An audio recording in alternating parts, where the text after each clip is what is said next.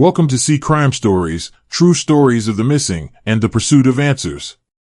It starts on a weekday morning that looks like any other. It's March 1994 in Maple Ridge, Oregon. A light fog hangs over the small town, softening the outlines of pine trees and wooden porches.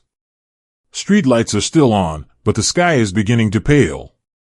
On a quiet side street lined with modest apartment buildings, one door opens on schedule. Inside Unit 2B, 26-year-old financial analyst Lily Cooper has already been awake for a while. We know that from the alarm clock her coworkers later mention, from the half-finished mug by the sink, from the way her work planner is open on the small kitchen table with a major client presentation circled in red at 10 a.m. Lily lives alone, and almost everything in this space reflects that. One place setting drying on a rack, one toothbrush, one set of running shoes by the door. In the weeks before this morning, Lily's life in Maple Ridge has followed a tight pattern. She moved here for a junior analyst role at a regional investment firm, entry-level in title, but high in pressure. Her days are built around spreadsheets, phone calls, and long hours in a low-ceilinged office on the edge of town. Her evenings are quiet. She reads, watches television, and calls her parents, Daniel and Hannah, who live several hours away. They're proud of their only child, but they also know she tends to carry stress in silence, answering questions with "I'm fine, just busy." The one part of her day that belongs entirely to her is the early morning walk. By just before 6:30 a.m., Lily is dressed in dark leggings, a gray lightweight jacket, and worn-in running shoes. Her work clothes are laid out on a chair for later. Her purse, car keys, and work bag stay behind on the small table. She takes only the essentials for her routine loop, a house key on a simple ring, a pair of earbud-style headphones, and the portable cassette player she likes to carry when she walks. In 1994, that's not unusual. Neither is a young woman walking alone at dawn in a town like Maple Ridge. From this point forward, we're relying on verifiable pieces, what neighbors saw, what's recorded in office logs, what phone records later show. Around 6:40 a.m., Lily is seen leaving the building by another tenant heading to an early shift. She's described as focused, hood up against the chill, wires from her headphones disappearing into her jacket pocket. She turns toward the direction of a wooded city park that sits a few blocks away, following the same route she's taken many times before. A few minutes later, an older neighbor sitting on her front steps notices a young woman pass by on the sidewalk. At the time, there's nothing remarkable about it. Only later, when officers come knocking with a photograph, does the neighbor realize that woman was likely Lily. She remembers the gray jacket, the quick, steady pace, the way Lily's attention seemed turned inward, as if she were listening to something only she could hear. That porch sighting is the last confirmed time anyone sees Lily Cooper. Back across town, the office where Lily works begins to wake up. By 8:30 a.m., co-workers are logging into terminals, getting coffee, and reviewing their schedules. On the conference room calendar, Lily's name appears next to a mid-morning client presentation that matters to her supervisors and to the firm's reputation. It's exactly the kind of assignment she's been working toward. At first, her absence doesn't stand out. People run late. Traffic on the two-lane highway into town can back up behind logging trucks. When the clock hits 9:30 and Lily isn't at her desk, a colleague assumes she's caught behind a slow driver or stuck at a long light. But there are small details that begin to shift that thinking. Lily doesn't call in. She doesn't answer the office phone. When a coworker tries her home line, it rings with no pickup. For a woman known as precise and punctual, that's unusual. The presentation time gets closer, and the missing presenter becomes more than an inconvenience. By 9:55 a.m., someone else has rushed into the conference room with her slides. It's a temporary fix. While the substitute talks through her numbers, Lily's supervisor is in his office, dialing her home again, then her desk, then back to the home number. Still no answer. On paper, it's just a series of missed connections. In context, for people who know her, it feels off. Late in the morning, the tone shifts from irritated to worried. A coworker checks the parking lot and notes that Lily's car is in its usual spot. That observation is important later. It means she didn't drive anywhere that morning. Combined with the unanswered calls, it raises a simple question: if her car is here and she's not in the office, where is she? Shortly after midday, her supervisor makes a decision that many viewers will recognize from other cases. Not wanting to overreact, but no longer comfortable waiting, he contacts the Maple Ridge Police Department to request a welfare check. He explains that Lily failed to show up for an important meeting, that this is out of character, and that no one has been able to reach her at home or at work.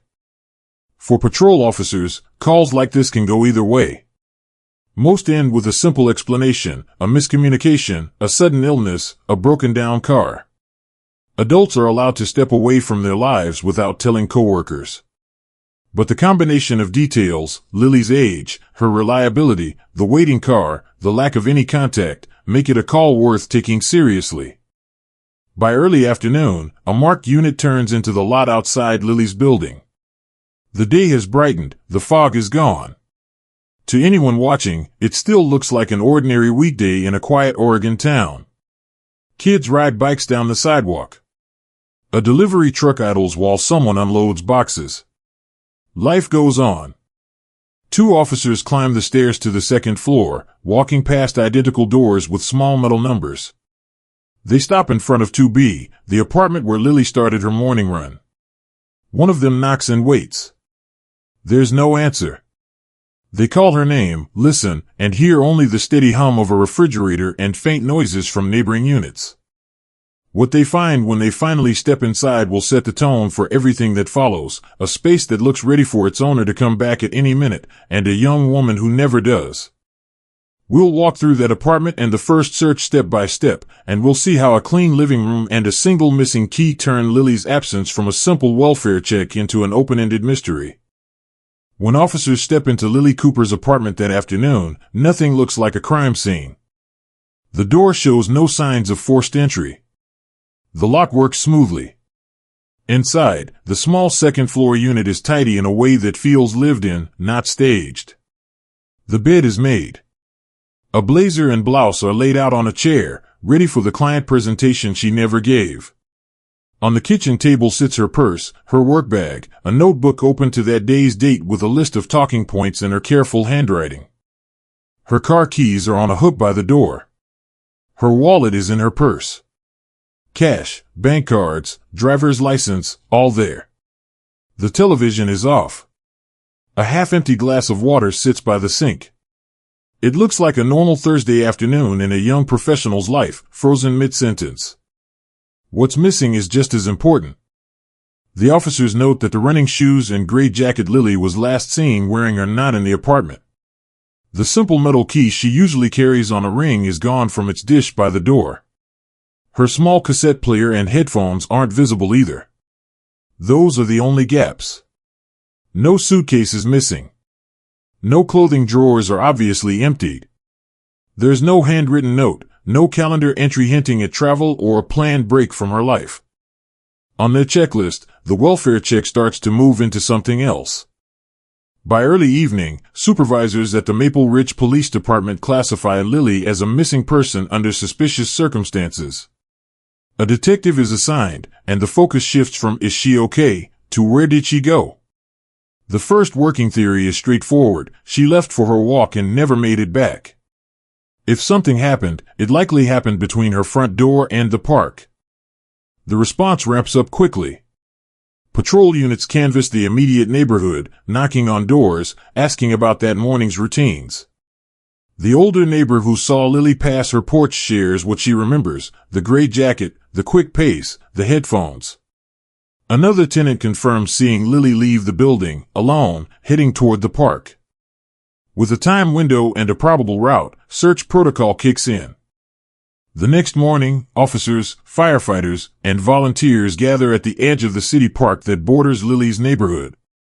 It's a typical Oregon green space: thick stands of trees, narrow dirt paths, a central pond fed by drainage channels and small culverts. The search leader divides the area into grids. Teams are assigned sectors. Every group gets basic instructions: call out if you see anything that doesn't belong, don't move possible evidence, mark the location and wait for forensics. Search and rescue dogs are brought in from a neighboring county. Handlers are given an item from Lily's apartment, an article of clothing, sealed in a bag, to establish her scent. Viewers familiar with other cases know what this looks like: dogs moving along the paved path, then pulling toward narrower trails, noses low, handlers reading the tension on the leash. For hours, the search produces nothing. No discarded items, no obvious disturbance, no phone, no sign of Lily on or off the trails. The pond is flagged for a more thorough check. A dive team is scheduled. For now, they keep walking. Days pass. The search radius expands to include surrounding streets, vacant lots, and the tangled edges where public land blends into private property. Flyers go up on telephone poles, in grocery store windows, at gas stations. Local news begins to cover the case: a young analyst, dependable, gone on a morning walk and never seen again. Her parents, Daniel and Hannah, arrive from hours away and check into a budget motel off the highway. It's close enough to the park that they can reach it in minutes, far enough from Lily's apartment that they don't have to walk past her door. They don't wait for police to do everything. With the help of friends and strangers, they organize their own searches, their own flyer drops. In news interviews, they describe their daughter's routines, her personality, their growing fear. The community responds with what it can offer: time, attention, and an increasing level of anxiety about a woman disappearing from such a familiar place. Then, there's a break, at least, it looks like one. Several days into the search, a city maintenance worker clearing debris from a drainage channel on the edge of the park feels his rake snag on something heavy. When he pulls it up, a gray jacket comes with it, soaked and coated in mud. He's seen Lily's photo on the evening news. He recognizes the color, the general style. He calls it in. Detectives and crime scene technicians respond quickly. The jacket is photographed exactly where it was found, draped over broken branches and trash in the shallow channel. Technicians bag it carefully, preserving as much of the mud and water as possible.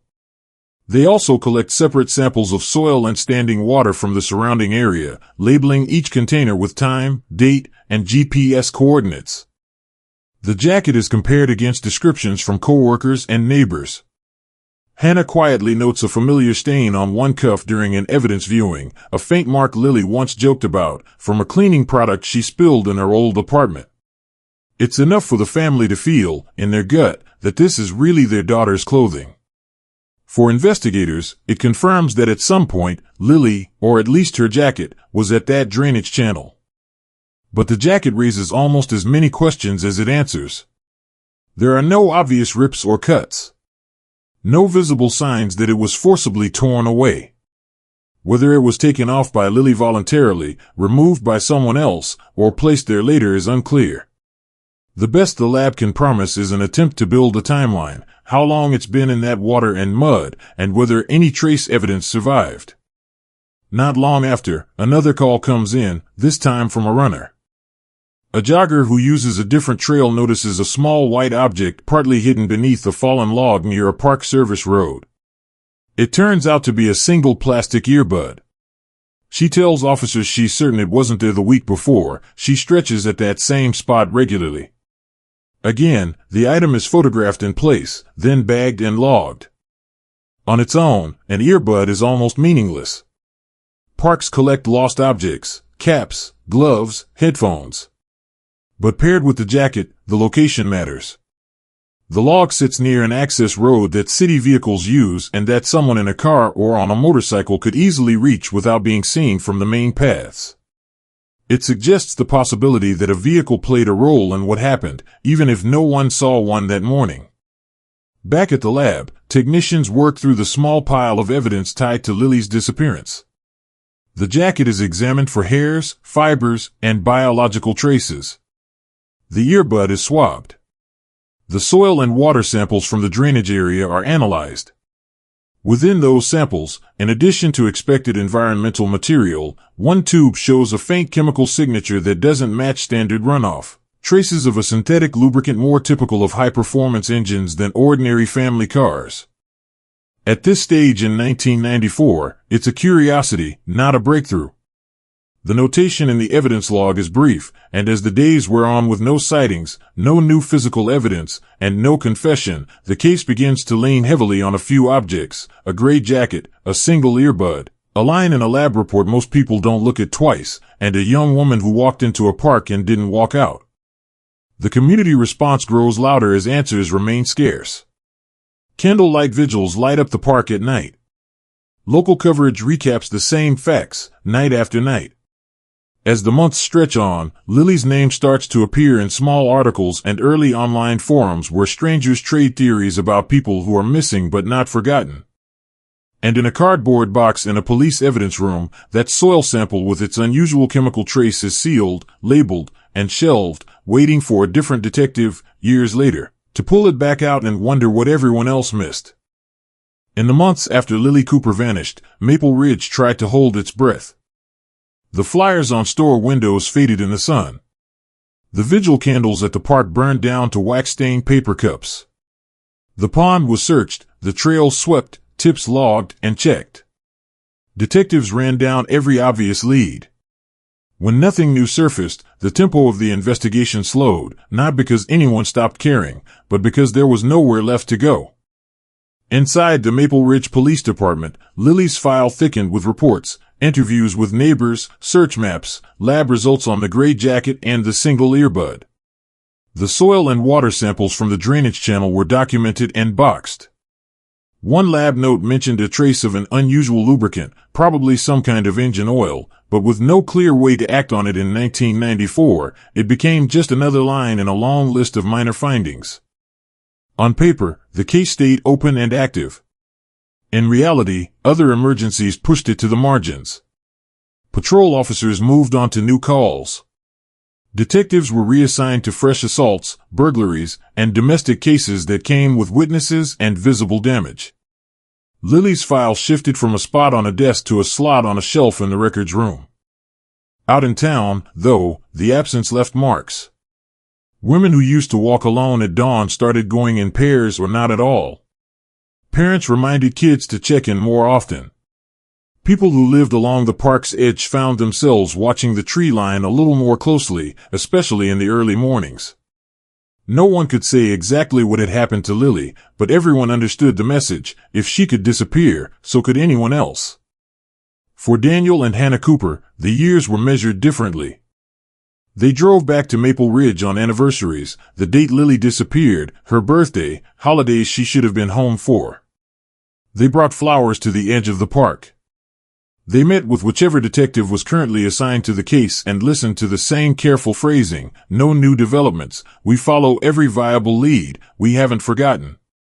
At home, their dining table slowly filled with binders, news clippings, timelines, notes from calls with advocacy groups, anything that made them feel like they were still doing something. Friends and coworkers who had been present at that first vigil moved away, changed jobs, or simply ran out of words. The circle of people who actively asked about Lily grew smaller. The Coopers' lives narrowed to work, travel, and the ongoing, unanswered question of what happened to their daughter on that March morning in 1994. By the early 2000s, Lily's case had become what investigators dread: a true cold case. No body, no confirmed sightings, no confession. Just absence and a few objects sealed in plastic. That is the landscape Detective Sergeant Jenna Morales walks into. Morales joins the Maple Ridge Police Department's Small Investigations Unit more than a decade after Lily disappears. She brings with her a reputation from a larger agency: organized, patient, more comfortable with spreadsheets and lab data than with gut instinct. When the department creates a part-time cold case assignment, she volunteers immediately. She believes that old cases can still move, not because someone suddenly talks, but because the tools for reading evidence get better. On one of her first days in the role, Morales asks the records clerk for whatever bothers you the most. The clerk slides over a cardboard box with Lily's name on the label. Morales carries it to a conference room, closes the door, and starts reading. She works through it the way she works every file, slowly, line by line. Initial incident reports. Missing persons form. Search logs. Photos of the apartment, the park, the drainage channel. Statements from neighbors. The lab workup on the jacket and the earbud. At first glance, nothing jumps out that hasn't already been considered. No secret relationship, no hidden travel, no indication Lily planned to leave. It's in the evidence log where something catches her eye. One entry, buried among routine soil and water documentation, mentions that a sample from the drainage area shows traces of a synthetic lubricant inconsistent with typical runoff. The notation is short, almost a footnote. The follow-up column is empty. At the time, in 1994, there was no practical way for a small-town department to chase that kind of detail. To Morales, working in a different era with access to better labs, it reads as a starting point. She checks with the property room. The preserved soil and water samples from Lily's case are still there, sealed and stored. Getting new testing done won't be simple, specialized chemical analysis is expensive, and budgets are tight. Morales writes a justification memo, arguing that a cold case with no body and no suspect deserves another pass with current technology. Eventually, she secures approval to send a set of samples to a regional lab that handles complex forensic chemistry.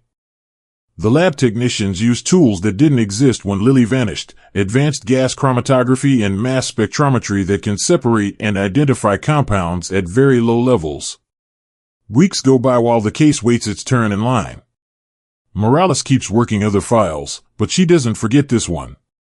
When the results finally land in her inbox, she closes her office door again before opening the report. The new analysis doesn't just confirm the presence of an unusual lubricant.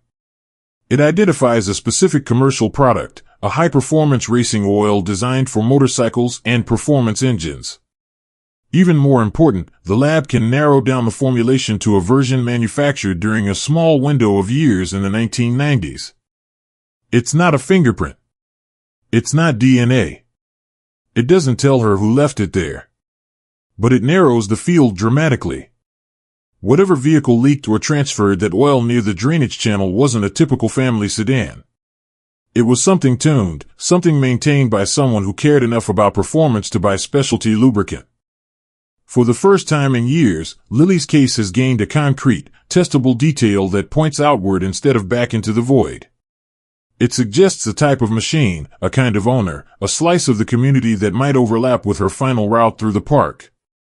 Morales pins a fresh note to the front of the file, product name, production years, and one simple question for herself: who in and around Maple Ridge was riding or driving with this kind of oil when Lily disappeared?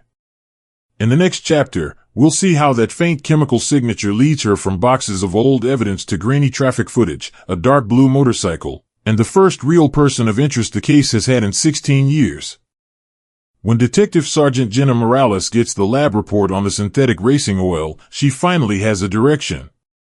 It's not a name or a face, but it's something specific in a case that has been vague for 16 years, a product used mostly by people who care about speed and performance. Her next move is simple, but slow. She asks the city for archived traffic footage from around the park in March 1994. The quality is rough, fixed cameras at a few key intersections, grainy images on aging tapes, but she sits through it frame by frame, looking for vehicles that stand out. One pattern does. On the morning Lily vanished, a dark blue sport motorcycle appears on 3 different cameras near her route. At about 6:40 a.m., it's heading toward the park. A little after 7:15, it's moving away. By 7:50, it shows up again on a main road leading out of the area. The timing overlaps almost exactly with Lily's known walking window. Morales has the stills enhanced. The image will never be crystal clear, but software pulls out 4 of the 6 characters from the license plate. It's enough to narrow down possibilities. She runs those characters against motorcycle registrations from the mid-90s, focusing on sport models in and around Maple Ridge. 17 names come back. 17 owners of dark, performance-style bikes that could have been on those roads that morning. Morales starts working the list. Some owners are long gone, bikes sold out of state. Others are tracked down and interviewed, a mechanic who was on shift that day, a former delivery driver who'd moved away before Lily vanished, a hobby racer who can document he was at a track event hours from Maple Ridge. One by one, they fall away, wrong timing, solid alibis, no connection to the park or to Lily. The 17th registration stops her. It belongs to a psychology professor at a nearby university. In 1994, he lived less than 2 miles from the park. The file shows he was briefly interviewed during the original door-to-door canvass and said he hadn't seen anything unusual that morning. On its own, that doesn't prove anything. But when Morales subpoenas old carrier records, cell site data places his phone in the sector that covers the park area during the exact window Lily was walking. Combined with the motorcycle on camera, the racing oil and his proximity to her route, he becomes the first serious person of interest the case has ever had. Morales and a small team run quiet surveillance. His current life looks ordinary: classes, office hours, school drop-offs for his kids. There are no obvious slips, no late-night trips to the woods, nothing dramatic. But she's not looking for drama, she's looking for enough probable cause to search a place that hasn't been touched since the original investigation, his office. After weeks of paperwork and review, a judge signs a narrowly tailored warrant. One weekday morning, while the professor is teaching down the hall, Morales and 2 evidence techs unlock his office door. At first, it looks like any faculty space: bookshelves, stacks of papers, family photos. They photograph everything, then work methodically. Desk drawers, cabinets, boxes on the floor. In a storage box pushed behind old journals, one of the techs finds a small jewelry case that doesn't match anything in the photos on the walls. Inside is a single stud earring. It's bagged, logged, and shown to Daniel and Hannah under controlled conditions. They recognize it immediately. It matches a pair Lily wore almost every day when she first moved to Maple Ridge. For Morales, that earring changes the risk calculus. It is the first piece of physical property tied directly to Lily that appears in the professor's space. Combined with the bike, the oil profile, the traffic footage, and his proximity to the park, it's enough for prosecutors to file kidnapping and murder charges, even without a body. The arrest makes headlines. After 16 years, Maple Ridge finally has a suspect in the disappearance of Lily Cooper. But as cameras follow officers leading the professor away in handcuffs, one question still hangs in the air: how solved can a case be when the person at the center of it has never been found?